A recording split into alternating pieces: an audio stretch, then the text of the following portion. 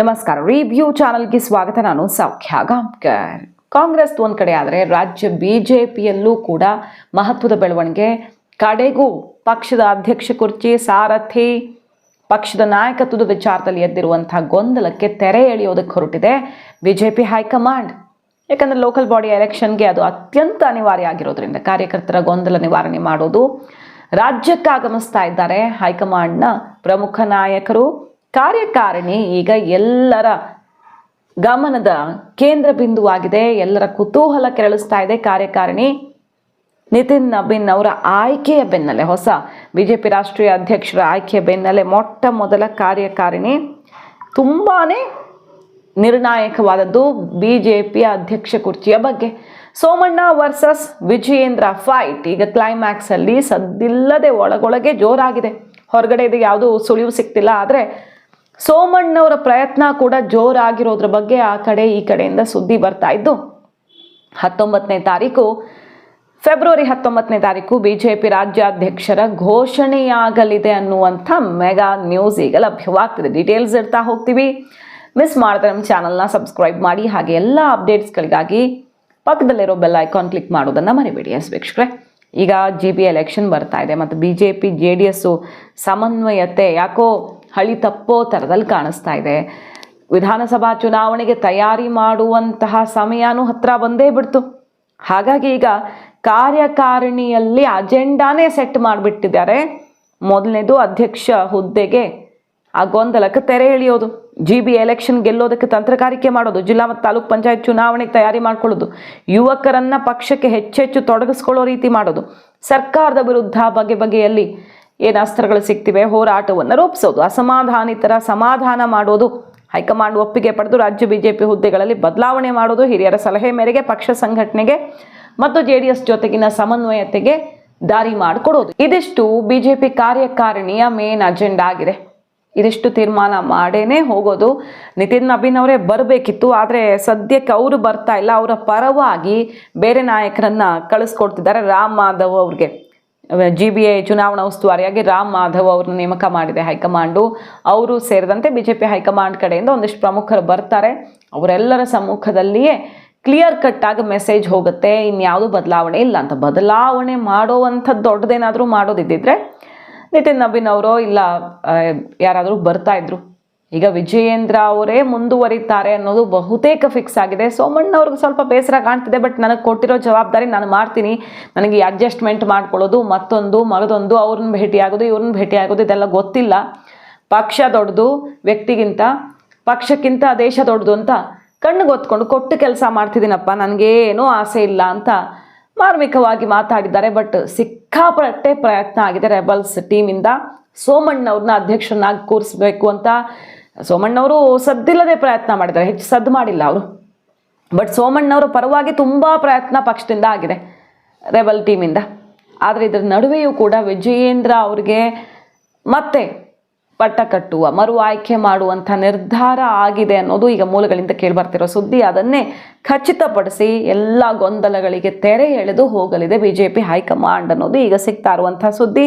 So February 19 ಈಗ ಸಿಗ್ತಾ ಇರುವಂಥ ಮೂಲಗಳ ಮಾಹಿತಿಯ ಪ್ರಕಾರ ಎಲ್ಲರ ಪ್ರಶ್ನೆಗೂ ಉತ್ತರ ಕೊಡ್ತಾರೆ ಮತ್ತು ವಿಜಯೇಂದ್ರ ಜೊತೆಗೆ ಹೆಜ್ಜೆ ಇಡಲೇಬೇಕು ಅನ್ನೋ ಕಂಡೀಷನನ್ನು ಹೈಕಮಾಂಡ್ ಹಾಕತ್ತೆ. ಯಾಕಂದರೆ ಯುವಕರು, ಅನುಭವಿಗಳು, ಅನಾನುಭವಿಗಳು ಅಂತೆಲ್ಲ ಬರಲ್ಲ ಇಲ್ಲಿ. ಪಕ್ಷದ ಆಯ್ಕೆ ಅಂದಮೇಲೆ ಒಪ್ಕೊಳ್ಬೇಕು. ಈಗ ನಿತಿನ್ ನಬೀನ್ ಅವರು ಕೂಡ ತುಂಬ ಯಂಗೆಸ್ಟ್ ಪ್ರೆಸಿಡೆಂಟ್ BJPಗೆ. ಹಾಗಾಗಿ ವಿಜಯೇಂದ್ರ ಅವರ ಆಯ್ಕೆಯಲ್ಲಿ ತಪ್ಪೇನಿದೆ ಅನ್ನೋದು ಒಂದು ಸಂದೇಶ ಪಾಸ್ ಆಯಿತು. ಯುವಕರಿಗೆ ಮಣೆ ಹಾಕ್ತಾ ಇದೆ BJP ಅಂತ. ಈಗ ಮಾಡಬೇಕಾಗಿರೋದಿಷ್ಟೇ ಸೀನಿಯರ್ಸ್ ಜೊತೆ ಹೊಂದ್ಕೊಂಡು ಹೋಗಬೇಕು. ಮತ್ತು BJP JDS ನಡುವೆ ಸಮಸ್ಯೆ ಶುರುವಾಗಿದೆ ಒಂದಿಷ್ಟು.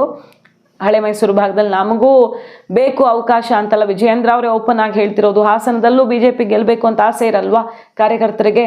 ಇಷ್ಟು ಮತಗಳನ್ನು ತಗೊಂಡಿಲ್ವಾ ನಾವು ಅನ್ನೋ ಪ್ರಶ್ನೆ ಎಲ್ಲ ಬರ್ತಿರೋದ್ರಿಂದ ಇದು ಸ್ವಲ್ಪ ಪಕ್ಷಕ್ಕೆ ಅಂದರೆ NDA ಮೈತ್ರಿಗೆ ಆಘಾತಕಾರಿ ಬೆಳವಣಿಗೆ. ರಾಜ್ಯ ರಾಜಕಾರಣದಲ್ಲಿ ಒಂದೆರಡು ತಿಂಗಳಲ್ಲಿ ಸುಮಾರು ಚೇಂಜಸ್ ಆಗೋದಿದೆ. ಕಾಂಗ್ರೆಸ್ ಸರ್ಕಾರಕ್ಕೆ ಸಂಬಂಧಪಟ್ಟಂತೆ ಏನು ಡೆವಲಪ್ಮೆಂಟ್ ಆಗುತ್ತಲ್ಲ ಅದು BJP ಮೇಲೆ ಪ್ರಭಾವ ನೇರವಾಗಿ ಬೀರುತ್ತೆ. ಸೊ ಅದಕ್ಕೆಲ್ಲ ತಯಾರಿ ಮಾಡ್ಕೊಳ್ಬೇಕು. ಮುಂಬರುವ ಚುನಾವಣೆ, ಮಧ್ಯಂತರ ಚುನಾವಣೆ ತನಕ ಏನಾದರೂ ಹೋದರೆ, ರಾಜೀನಾಮೆ ಪರ್ವ ಶುರುವಾದರೆ ಏನು ಎತ್ತ ಅನ್ನೋದು ಬೇಕು. ಹಾಗಾಗಿ ಫಸ್ಟ್ ನಾಯಕತ್ವದ ಗೊಂದಲವನ್ನು ಸರಿಪಡಿಸೋದು ಬಿಜೆಪಿ ಹೈಕಮಾಂಡ್ ಉದ್ದೇಶವಾಗಿದೆ. ಮುನಿಸಿಕೊಂಡವರನ್ನೂ ಸಮಾಧಾನ ಮಾಡೋದಕ್ಕೆ ಈಗ ಬಿಜೆಪಿ ಹೈಕಮಾಂಡ್ ಮುಂದಕ್ಕೆ ಹೋಗಿದೆ. ಆ ಒಂದು ಪ್ರಯತ್ನ ಮಾಡೋಕೆ ಶುರು ಮಾಡಿಬಿಟ್ಟಿದೆ.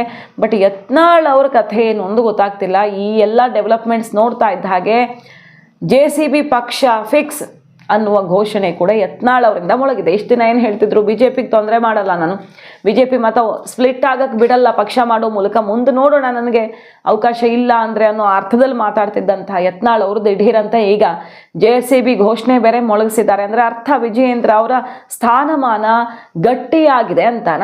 ಸರ್ಕಾರ ಬರ್ತದೆ ಈಗೇನು ಇಂಥವೆಲ್ಲ ನಡೆದವ ಅಲ್ಲಿ ರಾಜ್ಯದಲ್ಲಿ ಭೂ ಕಬಳಿಕೆ, ಹಿಂದೂ ದೇವಸ್ಥಾನಗಳಿಗೆ ಕಲ್ಲು ನಿನ್ನೆ ಒಂದು ಮೂರ್ತಿ ಭಗ್ನ ಮಾಡ್ಯಾರ. ಇವಕ್ಕೆಲ್ಲಕ್ಕೂ ಶಾಶ್ವತ ಪರಿಹಾರ ಅಂದ್ರೆ ನಮ್ಮ JCB ಒಂದೇ. ಯಾರು ಸರ್ಕಾರ ನೋಡೋಂತ BJP ಸರ್ಕಾರ ಬರ್ತಿತ್ತು, ಯತ್ನಾಳ್ ಗೌಡನ ಸರ್ಕಾರ ಬರ್ತಿತ್ತು, JCB ಸರ್ಕಾರ ಬರ್ತದೆ. ಒಟ್ಟು ಅಂತ ನಮ್ಮದು ಗಟ್ಟಿ ಐತಿ. ಕರ್ನಾಟಕ ಮುಖ್ಯಮಂತ್ರಿ ಆಗೋದು ಗಟ್ಟಿ ಐತಿ. ನಿಮ್ಮ ಎಲ್ಲ TV ಚಾನಲ್ದವ್ರ ಮುಂದೆ ಪ್ರಮಾಣ ಸ್ವೀಕಾರ ಮಾಡೋದು ಗಟ್ಟಿ ಐತಿ.